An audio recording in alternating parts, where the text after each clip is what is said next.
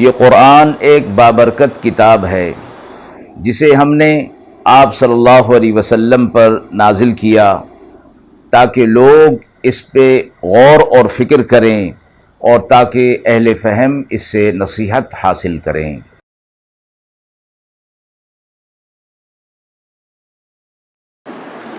بسم اللہ الرحمن الرحیم۔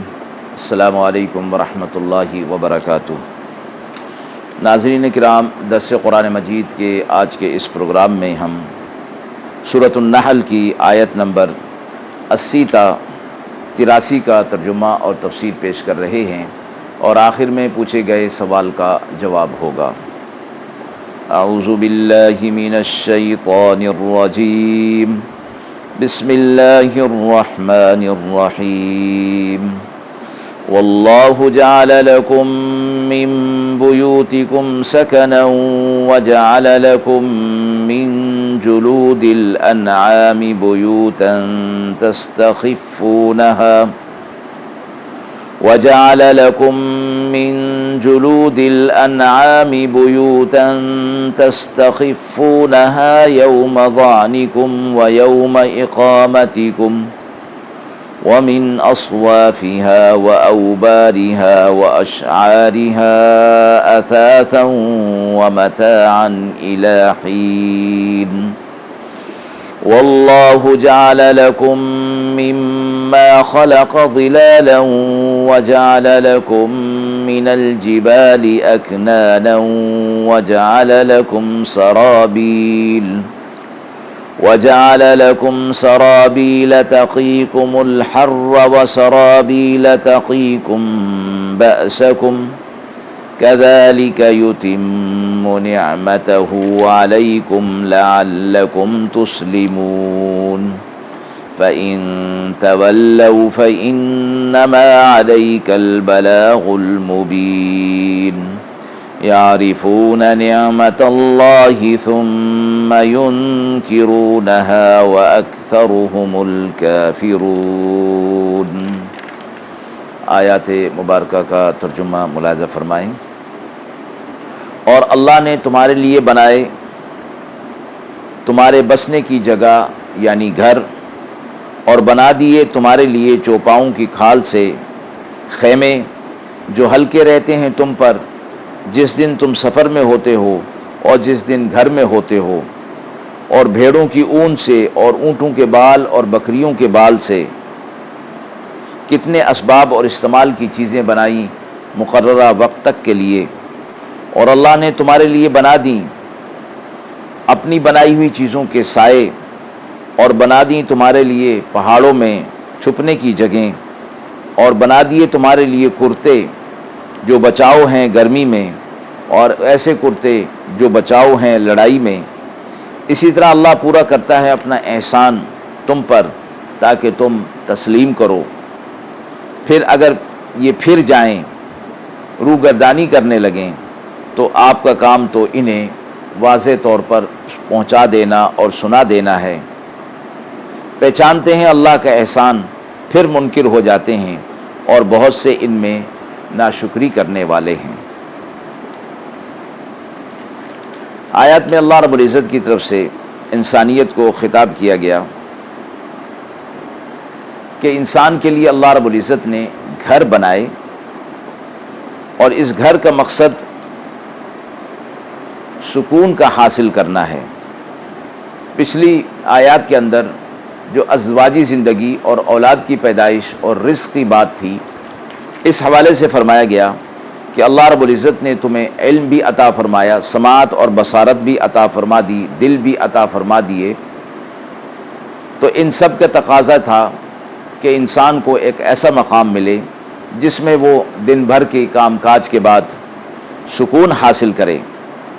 ازدواجی زندگی کا اصل مقصد فرمایا گیا لِتَسْكُنُوا إِلَيْهَا، تاکہ ایک دوسرے سے سکون حاصل کریں۔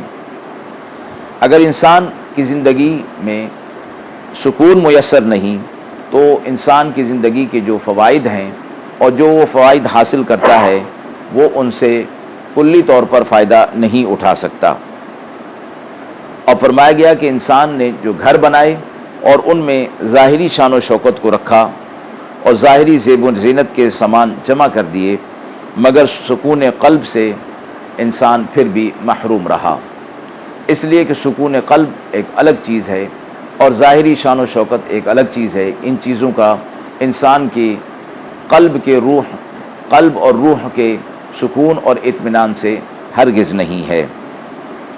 تو فرمایا کہ ہم نے یہ تمہارے لیے گھر بنائے تو یہ تمہارے لیے بہت بڑی نعمت ہیں، اور اس کے ساتھ تمہارے لیے جانوروں کی کھالوں سے خیمے بنائے، اور جو تمہارے لیے آسان ہوتے ہیں، سفر میں تم انہیں لیے پھرتے ہو، اور اسی طرح بھیڑوں کی اون اور اونٹوں کے بال اور بکریوں کے بال سے بھی بہت ساری تمہارے فائدے کی چیزیں اللہ رب العزت نے تمہیں اس کا ہنر اور اس کا طریقہ سکھا دیا۔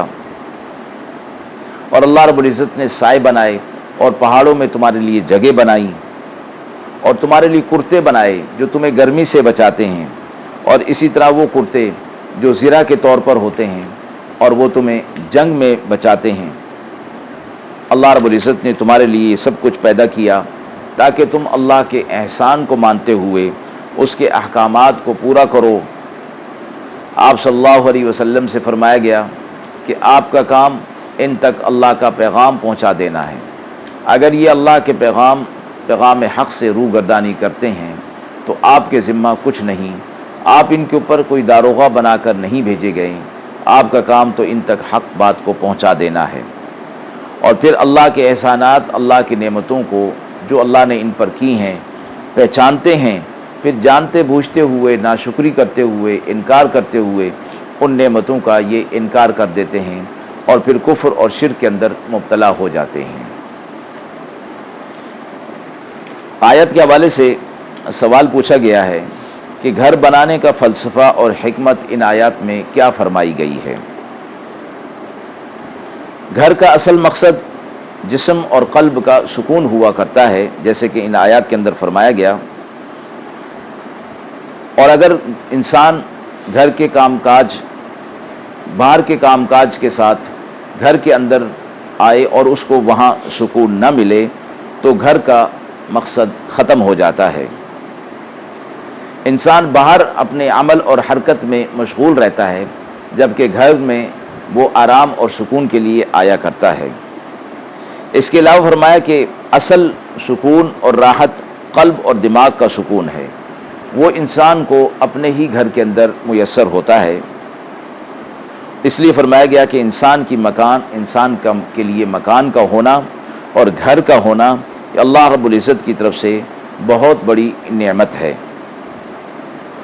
لیکن ساتھ فرمایا گیا کہ یہ نعمت اور اس کے اندر جو قلب کا سکون اللہ رب العزت نے رکھا ہے وہ اسی صورت میں ہوگا جب اللہ رب العزت کے احکامات کو پورا کیا جائے گا، اس لیے کہ سکون اللہ رب العزت کی طرف سے پیدا کی ہوئی ایک چیز ہے، اور اللہ نے جس چیز کو پیدا کیا اور جہاں رکھا اس کی اطلاع دی تو وہ وہیں سے ملے گا۔ ساری انسانیت قلب کا سکون اور راحت بڑے بڑے محلات کے اندر اور بڑی بڑی چیزوں کے اندر جو ہے وہ ڈھونڈتے ہیں، جبکہ اللہ رب العزت نے وہ سکون اس میں رکھا ہی نہیں ہے۔ فرمایا بڑے بڑے محلات کہ جن کے اندر رہنے سے قلب کا سکون نہ ہو، اس کے مقابلے میں ایک چھوٹا گھر اور ایک جھونپڑی جس میں قلب کا سکون موجود ہو، یہ اس کے مقابلے میں بہت بہتر ہے۔ قرآن مجید کی اس آیت مبارکہ کے اندر اللہ رب العزت نے گھر کو اپنی طرف سے ایک بہت بڑی نعمت انسان کے لیے فرمایا ہے۔ وآخر دعوانا ان الحمد للہ رب العالمین۔